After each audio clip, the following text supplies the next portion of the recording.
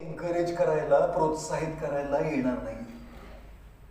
म्हणून स्वतःची जबाबदारी, स्वतःला प्रेरित ठेवायची जबाबदारी स्वतः घेणं फार महत्वाचं आहे.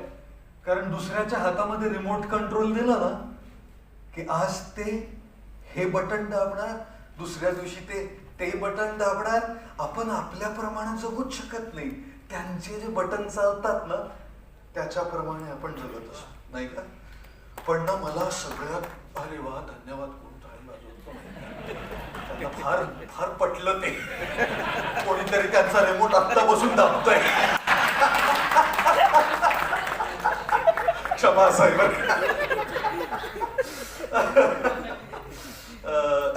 मला नेहमी मी उचकाळत पडतो की भाषा कुठल्या भाषेत बोलायचं, कारण मी मराठीत तेवढंसं बोलत नाही.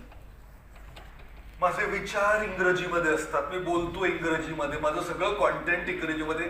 आणि एखादा असा प्रसंग येतो जिथे मराठीत बोलावं लागतं, मग तिथे मराठीत बोलायचं म्हणजे केवढी मोठी अडचण आहे ती. कारण इंग्रजीमध्ये जर विचार करत असाल तर त्याचा शब्दशः अनुवाद करत करत ते तुम्हाला बोलावं लागतं. बरे मराठीत विचार नाही, तिथे इंग्रजी तिथे मराठी, आणि तिथे कधी कधी गडबड होऊ शकते बरं का. एका नुकत्याच लग्न झालेल्या माणसाला कोणीतरी विचारलं या मराठी वाक्याचा इंग्रजीमध्ये अनुवाद करा. तो म्हणाला काय बरं मराठी वाक्य काय?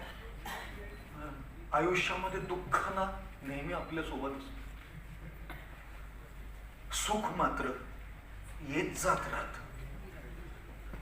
त्याने काय म्हणावं, आयुष्यात बायको नेहमी आपल्या बरोबर राहते, गर्लफ्रेंड येत जात राहते. बदलून काढलं पाहिजे त्याला. पण मी म्हटलं की बाबा अशी रिस्क घ्यायला नको.